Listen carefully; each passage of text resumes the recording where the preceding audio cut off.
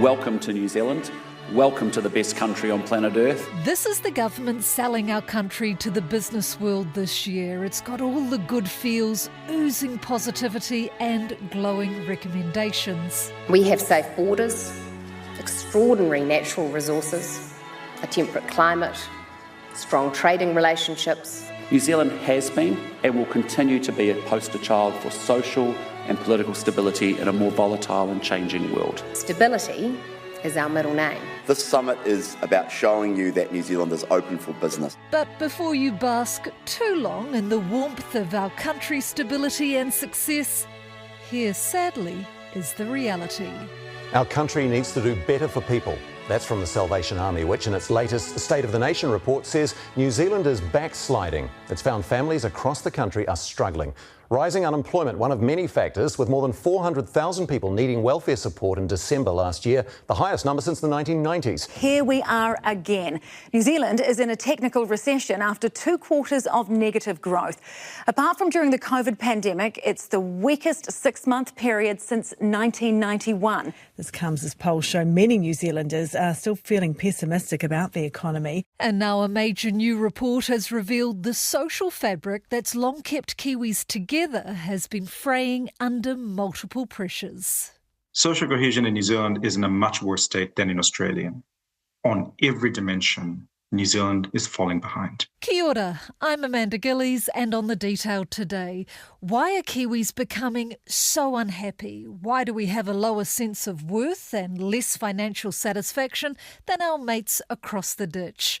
A major new analysis commissioned by the Helen Clark Foundation has found Australia outscores New Zealand on virtually every measure of social cohesion. So, what is going wrong? How do we get our groove back and our tails wagging again? To get better, it's really easy. When we talk to somebody, let's converse and not convert. That's economist and commentator Shamabeel Yaqub, who co-authored the report, which is billed as one of the most comprehensive pictures yet of our social cohesion. Social cohesion matters because that's how we have connection, solidarity, and trust. And that allows us to grapple with big changes. And what I mean by that, it's the glue that holds us together. And when there are things that are hard and difficult, we can still make those decisions and still like each other. So you've done a report on this. What motivated it? Is it because, I guess, maybe on the sort of the international political stage, we seem to be courting the opposite of what is social cohesion? Yeah, look, we have social cohesion, then we have fracturing, then we have polarization. I think we're seeing the polarization with Brexit in the UK, the rise of the far right in Europe, the return of Trump. This is a country where we speak English, not Spanish. Don't be rude. You are fake news. These are animals. Look at my African American over here. Pocahontas, I think she's as Native American as I am, okay? That's a world away. So how does it impact us here? Well, I think it feels far away, but is it really? And the reason I ask that is we're seeing similar kinds of discontent appearing in New Zealand. And we're not nearly as polarized as some of these communities, but we are fractured.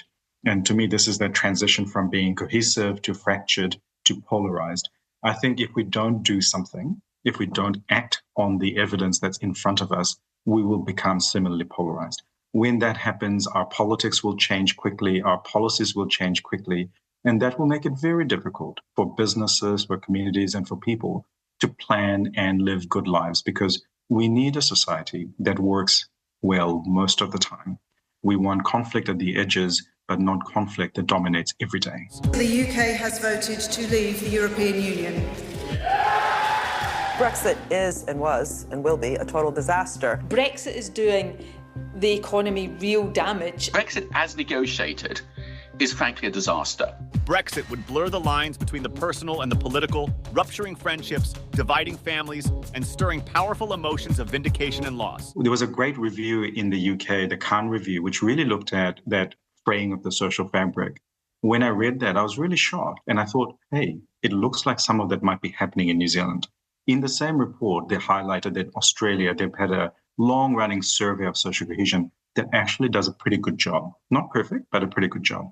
And so I asked a bunch of donors, can we get some money to be able to do the same thing in New Zealand? And that was the genesis of this. The donors came along, we did the survey, and this is the report. So the report, what are the key findings regarding social cohesion in New Zealand? Well, first, it's our social cohesion measure is about 10 points behind Australia. We know that only about half of New Zealanders think that hard work leads to a better life, compared to more like 60% there. The thing that really concerned me was that we had only a third of New Zealanders that were financially comfortable. Only half of New Zealanders were happy, where it's more like 3/4 in Australia. But what shocked me was that a quarter of New Zealanders are hungry. When I see things like that, what I see is that divergence and fracturing that's happening in New Zealand between the rich and the poor, between the different political alliances, between our work conditions and our ethnicity. When we become divided and fractured along those lines, it becomes much easier for us to fall apart than to come back together. Because at the moment, I feel like there's something of a grey cloud hanging over our country. We were always the she'll be right mate type Kiwi. You know, we were quite sort of optimistic, upbeat, got on with life. But I do feel that we're a bit glum and pessimistic at the moment. A gloomy outlook in the capital, and it's not just the weather. The cost of living in general makes it hard to have extra money to go out and support businesses when you can. Across the board, we're 20% down on last year. Look, it's challenging times for everyone, there's no doubt. What do you think is driving that? We are feeling a bit raw, and I see this around the country, not just in the survey, but also as I'm traveling around New Zealand. There is a sense of anger and less patience and less hospitality than I'm used to. And I don't think it's just because of me. I think it's something that's more widespread. So the survey shows some of that. So what we saw, for example, is about half of New Zealanders say they're happy, compared to over 3/4 in Australia. And why do you think the Australians are so much happier than we are? Well, it's quite interesting in terms of where those differences crop up the most. The biggest kind of divergence that explains that difference in happiness and all those other indicators was very much around the difference between the rich and the poor. Those people who are financially worse off in New Zealand really were far more worse off. We also saw quite a big difference across people's political alliances. It seemed like we had clusters of views that were very strongly aligned with one political view compared to other. So it became very stereotyped. We also saw quite big differences between people who have work and who don't, quite big difference between students and retirees. And we also saw some troubling growth in divergences between ethnicities. Maori, Pacifica, Asian, and Pākehā, we were starting to see quite a lot of divergences on some of these things. Again, it's that picture of fracturing rather than easy to identify clear distinctions. How do you think, Shamabeel, that sort of social cohesion has changed in New Zealand over the past decade? We don't know for sure from this survey, but we know from other data that trust in institutions, trust in each other's has been eroding in New Zealand over the course of the last decade. In fact, that is the pattern that we see around the world in established democracies. Australia is very similar. They've been recording it since 2007, and there's been this steady decline over time. There was a bit of volatility around COVID, but the underlying trend has been down all the way through. And I do worry about this stuff because it feels like that, boiling frog kind of thing, where it's happening to us, but it's happening gradually enough that we are almost not looking closely enough. You just mentioned COVID. How did that change things for the country and the mood of the country? Today marks 5 years since New Zealand's first case of COVID-19 was confirmed. We probably all have strong reactions when we think back to that time. Setbacks like lockdowns are tough and cruel, both mentally and financially. What we have now is so badly damaged. We must learn not to do what we did last time. The kids not at school. The behaviour of so many that's been out of control, if not outrageous, the moral fatigue, the social decline, the malaise, that is not measured in total stats. But the overarching feeling this country is a shadow of what it once was. That's the real story of COVID. In the beginning of COVID, there was this extraordinary rise in solidarity, followed by a collapse. And no doubt what we're seeing in this survey is affected by that COVID experience. And what I have seen in other data, including in economic data, is this concentrated divergence. There's groups of people who are feeling really raw and really disaffected. And in the data, we find a very similar pattern to around the world, where it's usually younger white men who are feeling particularly disaffected since the COVID period. The report has revealed trust in the government, another key factor that supported our COVID-19 response, is relatively weak.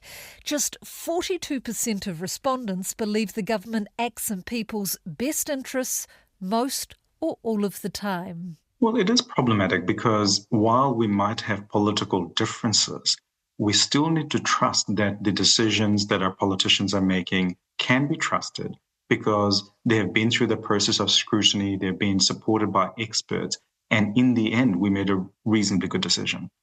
When people don't trust our politicians and our political system, what we will find is we will see very rapid changes in governments, and when those new governments come in, they're going to rush to put in place unorthodox experimental policies that are not necessarily supported by evidence. And then the cycle will repeat over and over again, that Control Z of public policy making. And I really worry that when we erode trust in our institutions, in our politicians, it makes us much harder to be able to say, we think our government represents the good for all of us. In your view, what role should the government play in, say, fostering social cohesion? There are no easy answers, but I think there's two specific things that people in government and politics can do. The first is around leadership. I think it's easy to say but hard to do. And that leadership is, I guess, in my mind, more like a statesman rather than a managerial person who's going through the motions of the ups and downs of daily politics. Somebody has to tell that wider, longer story of New Zealand and the optimism that I think is still founded in the success of New Zealand over the course of the last 100 years. Of course, not everything is perfect, but I think we have a lot of successes to celebrate. And the second thing is the way we do politics. Our politics has become polarizing. I think we have become very stereotypical in the way we do things. And our politicians need to be able to have more considered conversations about everything, not just in one-liners. Now, I want to talk about immigration. You asked, are immigrants good for the economy? 56% agreed, 50% agreed they improve society, and 51% said immigrants make good citizens. That, though, is incredibly low compared to Australia. What do you put that down to? What is our issue? Yeah, I was really shocked by the big divergence. In Australia, it's more like 90% of people who see the benefits of immigration. We know from history that it's a little bit cyclical. When immigration's high, we don't like immigrants. When immigration's low, we are desperate for more immigrants.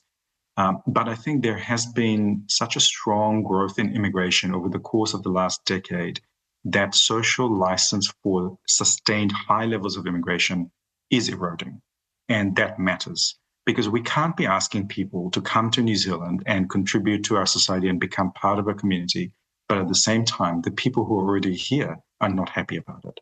And we are starting to see that not just in people's expectations of whether immigrants are good, it's also that we don't seem to value multiculturalism in the same way that Australians do, because that's the result of the immigration we're seeing. New Zealand's becoming an incredibly more diverse place. And that can lead to those fracturing that we're seeing in other parts of the world as well. Because what role, I guess, does migration play in shaping social cohesion? It plays a very strong role in that it can either lead to diversity that's good, or it can lead to diversity that becomes balkanized. It can go either way. These things are not a given. I think we have to understand that these are not linear, easy choices. Society comes together because we have shared experiences, shared values, and we work together at things. When we start not talking to each other, not trusting each other, not meeting each other, it becomes much, much harder. We're trying to convert everybody else to our own views, and we retreat into our own little echo chambers. Many of those people left because of the climate that was engaged without their permission or knowledge. By November 2023, when 133,000 net had come into the country with no warning to the people of New Zealand about hospitals, schools, roads or any infrastructure required to accommodate them. It's those circumstances that makes our battle so much more difficult to keep New Zealanders in New Zealand. What role should the government play in fixing this? How important is their voice on this? Well, on immigration, I think it's important, extremely important, because immigration is a policy choice that we make every single day. But our immigration policy in New Zealand is incoherent. We don't have a population strategy. We don't have a big target for how many people we want to bring in. And what people see is this convenience of politics of having more migrants or less migrants. And that's a problem, because what we want is something that's predictable and understandable, so people can understand that, yes, we're getting immigrants for this reason, whatever that might be, and this many people over this period of time. So we have time to plan for the infrastructure, both physical and social. And right now, I think a lot of the challenge is not just coming from the social aspects, but the physical aspect, that we have an infrastructure deficit, that we have a deficit of housing. How can you have population growth that's really strong when you don't have those things fixed up for the people who are already here? Now, I want to talk about a topic that people don't really like to talk about, and that is money. And it seems not many of us are satisfied with our present financial situation. I think it's just 32% said, yes, we are satisfied. How problematic is this for social cohesion? Well, when you're not financially comfortable, we know that the opposite is you're quite stressed. When you're worried about money, when you're going without things, that's what dominates your mind. And it's very hard for you to go out of that and engage in all those other things that make society and community and personal life good. So in Australia, it's about 60%. Partly that's cyclical because the economy has been stronger. They haven't had the same kind of big increases in interest rates. They haven't had the same kind of job losses. But at the same time, I think there is something that's more underlying than that, because we also found that a quarter of New Zealanders sometimes or often go without meals. That's a huge stat. For a population of 5 million, more than 1 million sometimes or often go without meals. But a quarter of New Zealanders sometimes or often going hungry is an extraordinary situation. When we're a country, a proud country of food producers, how can we not feed our own people? So how do you fix it? Well, I think we have to want to fix it. We have the resources to make welfare better, but we also have to make sure that our labour market is actually creating jobs that give people dignity. It can't be that we have jobs where people work hard and can't make enough money to feed themselves and their families. That is shocking. I mean, that is what erodes social licence. And all this comes just 8 weeks after the Salvation Army released its latest State of the Nation report, which claims New Zealand is backsliding on much of its social progress as food and housing become increasingly difficult to afford. It highlights a cost of living crisis forcing families onto the benefit in record numbers. And those struggling the most are young people, single, older people, and Māori and Pacifica. Homelessness is rising and the cost of living crisis is having a brutal impact, with rent and food costs biting. The report also found violence against children climbing, with the number hospitalised from assault and neglect at its highest rate in a decade. The Salvation Army says it's all related to falling living standards and there are serious challenges ahead. The Salvation Army does a fabulous job every year, and I think to me, every year I become more depressed because I see these issues that in fact are solvable in the context of New Zealand, but we choose not to. And I worry that because we can't feel empathy for people who are poor, who are doing without, that we somehow blame them for their problems. And the more we blame and stereotype people, the harder it is to find the humanity and the person behind it. And I think that's really the thing that's behind the social cohesion thing is, can we see the individual and the fact that they're not all lazy buggers who are somehow ripping you off? These are people who are just trying to give it a fair go in this country. So from your report, what sort of recommendations do you make so that we can improve our social cohesion? We talked a little bit about leadership and healthy politics earlier. I think that is something that we can ask our politicians to do. But there are also things we can do as individuals. And this is not to say that it's all on us, but I think it's something that we can start. Partly it's about engaging on issues like this, in that awareness that there is a problem in New Zealand. We're not some paradise. We're not disconnected from the events and trends we're seeing around the world. The second is a really hard ask, is will you test your own assumptions? Do you make stereotypes about other people? Can you cast aside your stereotypes to see the individual behind the stereotype? And the third thing that we can talk about is, when we talk to people, when we converse, truly converse with a little bit of humility and true curiosity, that really works. And I kind of go, when we are talking to somebody, are we actually there to converse, or are we trying to convert them to our own point of view? Because if it's the latter, we're doing it wrong. please converse, because that is the foundation of the social cohesion bonds, is when we get to see each other for the people that they are, the individuals that they are, and we can celebrate the diversity. And even when there are differences, if you can have a beer afterwards and still have a laugh, I think that's what solidarity looks like. Nice. What about workplaces and businesses? How can they sort of contribute to a more cohesive society? Well, business actually have a really big role to play, because business is relatively well trusted. I saw the Acumen Edelman Trust Index that came out recently, where business is still relatively well trusted, particularly their own organizations. And I think inside of organizations, we have to give people a lot more opportunities to work across ages, ethnicities, and groups. But also, I think it's about asking, what can I do in my own business to make sure that our people are being looked after? If there's a quarter of New Zealanders going hungry, are some of those people in your business? And if they are, what can you do? I want to know, if you can answer this honestly, how honest are people when they do this survey? Is there a sort of a pressure or expectation to say the right thing as opposed to how they really feel? Absolutely. And these surveys always have to be taken with, a bit of salt. But the reason why we wanted to do it this way is because we are asking the same questions in Australia, and hopefully we lie at about the same rate. So it'll cancel out. But also the other thing that I'm really interested in is, what is the perception that people are willing to share? Because that affects how we behave. And fundamentally, social cohesion is not just about the beliefs that we have, but about how we interact with each other.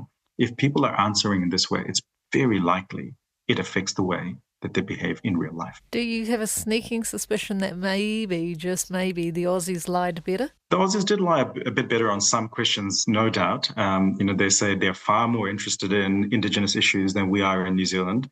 I don't know if that's true.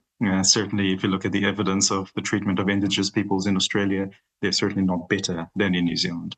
I also have a suspicion that in New Zealand, we do lie a little bit, because one of the questions was, did you vote in local government elections? And twice as many people as who actually voted said that they did. Interesting. Now, I want to know, does social cohesion mean, we just lie back and we be nice and we be kind and not actually voice what we really want? Absolutely not. And I'm very strong on this. Social cohesion is not just rubbing along. It is not about all of us being the same. Social cohesion is about being able to work through difficult conversations, having big tumbles about big issues, but still be able to come out on the other side and be able to talk to each other. And to me, it's that glue that holds us together, so we can tackle those big and small issues in a considered and enduring way. That's all for today. The Detail is a newsroom production supported by RNZ and New Zealand On Air. Thank you to Shamabel Yaqub. This episode was produced by Gwen McClure and engineered by Alex Harmer. I'm Amanda Gillies. Matua.